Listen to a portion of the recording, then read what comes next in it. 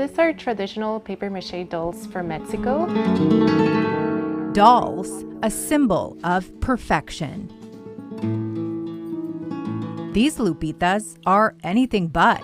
I really found so much beauty in these dolls in the sense that they were not perfect, that did not have unrealistic proportions like Barbie dolls. Lupita artist Ramona Garcia was born in central Mexico. The dolls originated in the city of Celaya. The daughter of farm workers, moved to Sacramento when she was 12 years old. Having migrated to the United States and kind of not seeing me represented in my environment and also not in the toys that I was playing with, it was very important when I found this doll. It became kind of a healing for me.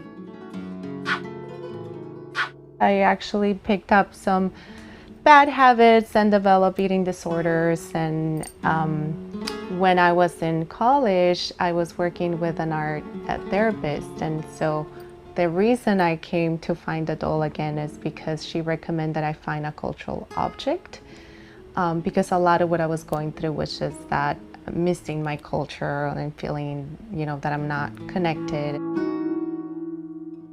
These delicate Lupitas represent Mexican history as a symbol of strength. The artisans of the area began making these dolls during the time of the Mexican Revolution. Garcia traveled back to her hometown to learn the art of Lupita making from one of the few families still making them in Mexico today. This is my maestra, Doña Juanita Romero.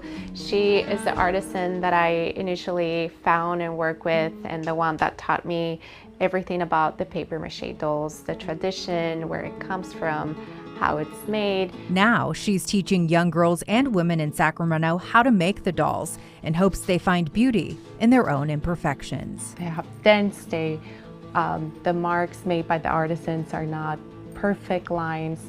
And so that's I think one of the things that this dolls teaches us, that you don't have to be perfect.